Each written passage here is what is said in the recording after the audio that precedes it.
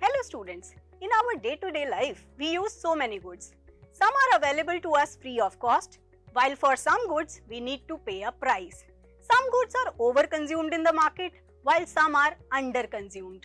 Goods की इसी matrix को समझने के लिए आज की हमारी वीडियो है, that is classification of goods and services.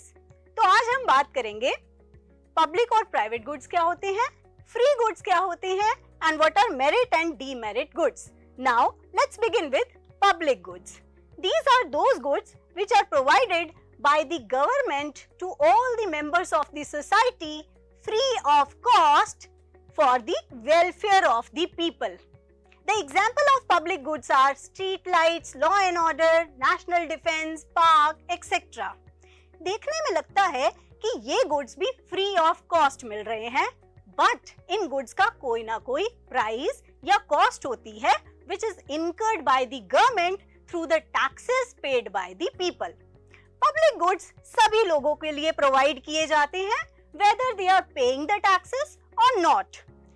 Those people who do not pay the taxes but enjoy the benefits of the services provided by the government are called free riders. Now, we can say that public goods have two properties. The first one is non-rivalry. Non-rivalry means consuming the good does not reduce the amount available to other person. मतलब किसी one person की consumption से किसी दूसरे person के लिए उस good का amount बिल्कुल भी reduce नहीं हो रहा है. दूसरे लोग भी उसे जितना मर्जी consume कर सकते हैं. And the second property is non-excludability. Once provided, you can't stop anyone consuming it. Means जब इन गुड्स को प्रोवाइड कर दिया जाता है तो हम किसी भी कंज्यूमर्स को कंज्यूम करने से रोक नहीं सकते. For example, if government is providing street light, then it's not possible to stop anyone from having the benefits of street lights. So once provided, it is available to all. Now, let's talk about private goods. Private goods are those goods which are manufactured and sold at a particular price by private individual in order to earn profit. These are also known as paid goods. Private goods का कोई ना कोई price होता है और इन्हें market में खरीदा और बेचा जाता है. Private goods की भी दो प्रॉपर्टीज होती हैं. The first one is rivalry. Rivalry means one person consumption of a product reduces the amount available to another. मतलब किसी वन पर्सन की कंजम्पशन करने से किसी दूसरे पर्सन के लिए उस पर्टिकुलर प्रोडक्ट की क्वांटिटी रिड्यूस हो रही है. For example, if I buy a bottle of Pepsi, then someone else can not buy the same bottle of Pepsi. The second property is excludability. Producers can prevent someone from consuming the good based on their ability और willingness to pay. क्योंकि private goods का कोई ना कोई price होता है, तो sellers उसे कंज्यूम करने के लिए रोक भी सकते हैं जो कंज्यूमर्स उसे प्राइस पे नहीं करेंगे. फॉर एग्जाम्पल, अगर कोई पर्टिकुलर पर्सन पेप्सी खरीदना चाहता है बट उसका प्राइस पे नहीं करता, तो उसे पेप्सी खरीदने से सेलर रोक सकता है. So these are the two properties of private goods, rivalry and excludability. Now let's learn about four concepts which we have just discussed. The first one is rival goods. Rival goods are those goods जिनमें अगर एक person consumption करता है तो दूसरे person के लिए quantity reduce हो जाती है. The second is non-rival good, जिसमें जब वन पर्सन क्वांटिटी कंज्यूम करता है तो दूसरे के लिए क्वांटिटी रिड्यूस नहीं होती है. थर्ड इज एक्सक्लूडेबल गुड, जब कुछ लोगों को प्रोडक्ट्स को कंज्यूम करने से रोका जा सकता है. और नॉन एक्सक्लूडेबल गुड्स, जब कुछ लोगों को प्रोडक्ट को कंज्यूम करने से रोका नहीं जा सकता है. आइए अब इन्हीं कॉन्सेप्ट्स को एक मैट्रिक्स ऑफ गुड्स में समझते हैं. First of all we have the category of private good which is rival and excludable. Rival क्योंकि एक पर्सन के कंज्यूम करने से दूसरे के लिए क्वांटिटी रिड्यूस हो जाती है. एक्सक्लूडेबल जो प्राइस पे नहीं करेगा उसे रोका जा सकता है। The second category is collective or club good. For example, a magic show. This is an example of non-rival and excludable. Non-rival क्योंकि अगर मैजिक शो दिखाया जा रहा है तो जितने लोग बैठे हैं वो सब सेम अमाउंट कंज्यूम करेंगे। जितना एक पर्सन मैजिक शो देख रहा है उतने ही सब लोग देखेंगे। एक की कंजम्पशन से दूसरे की कंजम्पशन रिड्यूस नहीं हो रही है। Excludable, why? बिकॉज जो प्राइस पे नहीं करेगा, जो उस मैजिक शो की टिकट पे नहीं करेगा, उसे कंज्यूम करने से रोका जा सकता है। Then we have third category, common pool. For example, fish in the ocean. This is an example of non excludable and rival good. Why rival?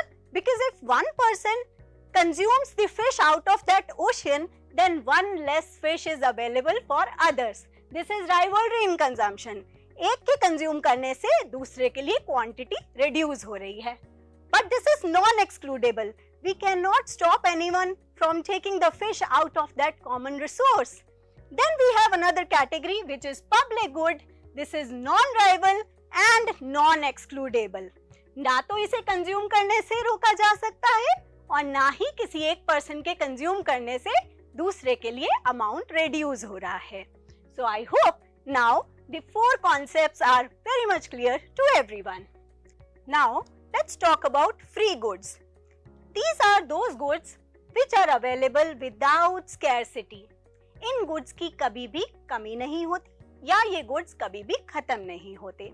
These goods do not have a price. They are available free of cost. जैसे कि नाम से ही पता चल रहा है। For example, air is a free good.